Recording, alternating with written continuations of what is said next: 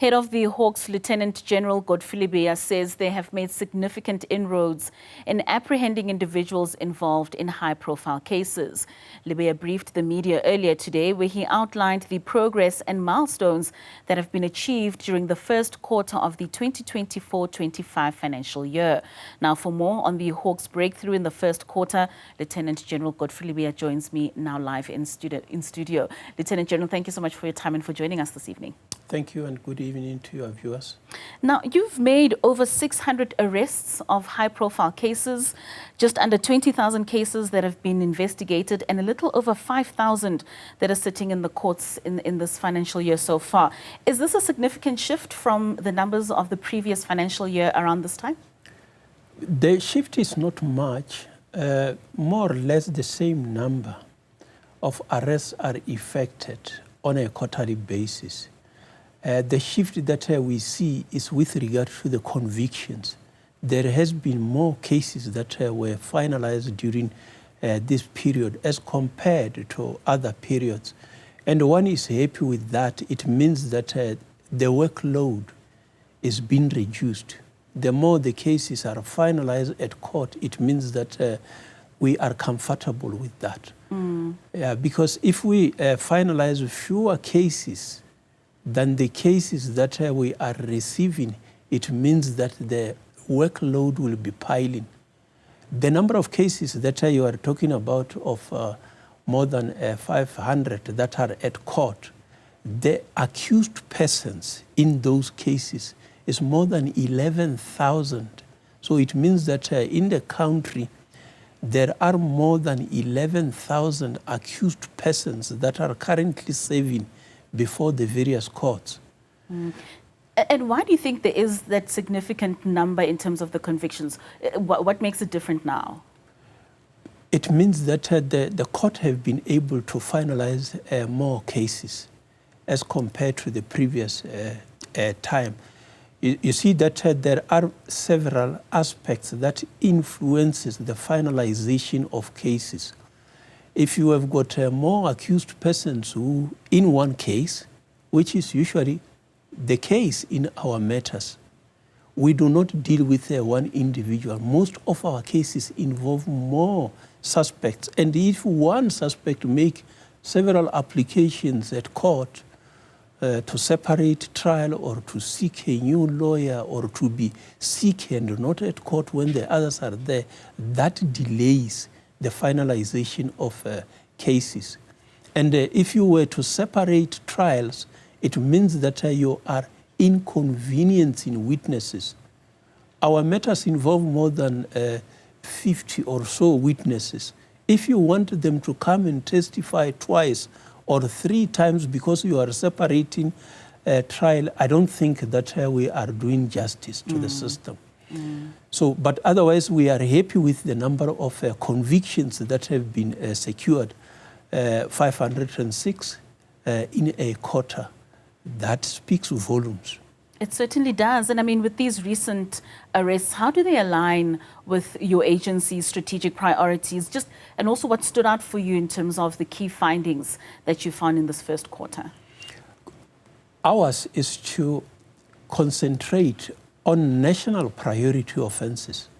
There are other matters that obviously from time to time we will be arresting, but if they don't result in our mandate, we will obviously shift to the relevant units that deal with that. But ours is to focus on national priority offenses, which is defined in terms of the South African Police Service Act as inclusive of serious organized crime, serious commercial crime, and serious corruption. And the majority of the cases that we are dealing with are actually coming from a serious commercial environment. Those are seriously complicated matters. People involved in financial matters can complicate these things. Sometimes they defraud others until they part with their pensions or whatever money to try to invest in the schemes where they are influence that you will actually be getting more interest than what the banks can give you. So those type of nice talk sometimes make our people to lose their hard-earned money. So, Lieutenant General, with that said, just talk to us about the resources then that you've had to employ, especially when it comes to those financial crimes. Is there any advanced technology that you've had to put in order for you to be able to make the breakthroughs that you have? Yes. Amongst the specialized support that we have got a specific component called the Priority Crime Specialized Investigation. Those do not carry dockets, but their work is to support the investigator. So we have got 3 sections within that environment. You have got the Asset for Feature Investigation. This is a section that will work closely with the Asset for Feature Unit of the NPA. You have got the Digital Forensic Investigating. That is a particular section that deals with the various gadgets that we find today because of cyber-related activities.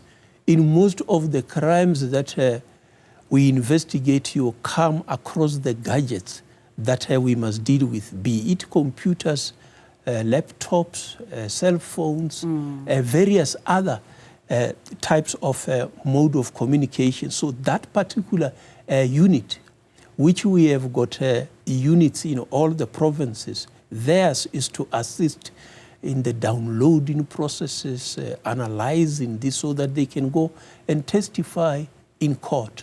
So that is another section that assists the investigators. So you don't only rely on investigators. We also have got the specialized investigation. Those are doing the complicated investigation in support of the docket carriers. We have also built the forensic accounting investigation. So that is a new component which we have got some chartered accountants. We want to try to see if we can't do this work in-house. And I must say that during the quarter under review, we have finalized 2 cases. You can imagine how much money we shall have paid if we have requested the other companies that are known, the big fours, to come and do this type of work.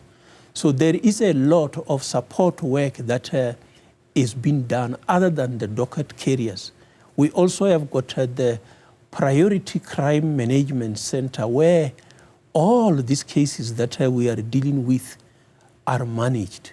So before you go to the investigation components, you have got this support components you can't do without. And what are some of the challenges that you've experienced? I mean, you speak of looking at having some of the in-house work done internally, the challenges that you've experienced, especially in this first quarter.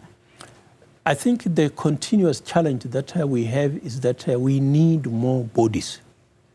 We will be able to train them, but we need more personnel. And of course, there are other support gadgets that we are working on, which we believe that we will be able to get those. But you know, you need advanced equipment. We are working closely with business, which process is led by the state president, working relationship between the business and government. We are also forming part there. And there is also a center established by the business community, especially SABRIC, which we make use of their facilities. So it assists in ensuring that we get access to some of the information kept by the banks. We ensure that we get the necessary authority from court to get those, and then we utilize their services. I think it is enhancing the work that we are doing. So we appreciate the commitment from the business to help us. You made mention earlier on of the number of convictions that have happened, but also earlier you mentioned and highlight the successful prosecution of a Namibian national who was found with 12 guns at a roadblock and is now serving a 185-year jail term. What message do you think this brings out, especially in deterring future criminal behavior? Yeah, I think that the courts obviously have seen the seriousness of this.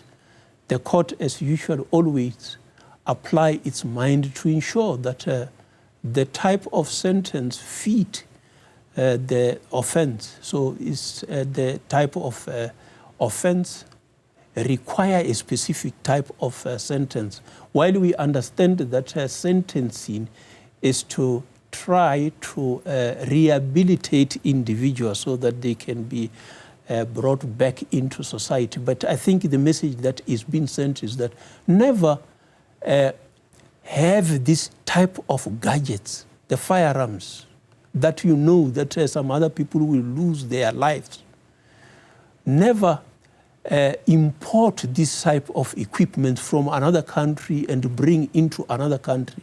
I think that the court was specific here that each and every firearm that you brought in, you get sentenced for that one. So the individual can be happy that they allowed that these sentences must run concurrently. If they were to run consecutively, it means that the individual was going to sit for a very long time. But otherwise, the message is clear. Don't involve yourself in criminal activities. Crime does not pay. We also take the assets, the proceeds from crime, which I have indicated the number of orders that we have participated in, where 77 court orders were given during this period. So those is a variety of court orders, but it's a move in the direction of ensuring that those who benefited from criminality, they don't enjoy those assets. And that's a very key aspect of all of this, Lieutenant General. In terms of the public trust, do you find that it grows even better with such breakthroughs? We are convinced that the public is confident in the work that we are doing. We are honest in ensuring that whatever we do is beyond reproach. If our members, for some reason, are involved in criminality, we deal with them.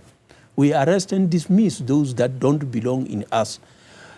All the members in the DPCI have not only taken an oath when they join the police.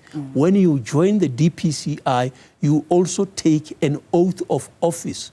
So we constantly and continuously advocate that, remember, you have taken an oath that you shall do your work without fear, favor, or prejudice, as the laws of this country requires. Last, Lieutenant General, just talk to us about the priorities and the strategies of further enhancing and strengthening the capabilities of the agency in ensuring that crime is dismantled going forward. What we are doing is that we have got a body called the National Priority Crime Operational Committee. In that particular committee, we are working closely with other agencies, be it the SIU, the NPA, both the Asset Forfeiture Unit, and then the Specialized Commercial Crime Prosecutors, Organized Crime Prosecutors. We work with SARS, we work with the Department of Justice and Constitutional Development, the IPED, various government entities. We work together in that forum. So we have also created subcommittees that focus on specific challenges. It is in that space where we have created the working arrangement at the Fusion Center. You will recall during the COVID-19 that we created a mechanism to share the resources and work together. So that process continues. And when the SIU will be doing the raiding, you will see us joining hands. When the ID is conducting its investigation, we assigned 15 investigators from our side to go and work with them. Because all what we need is successes. The enemy is the same, criminality. All right, Lieutenant General, thank you so much for your time, for joining us this evening. And we certainly hope that in the next quarter we'll have an increase in those numbers. Thank you so much. Thank you very much.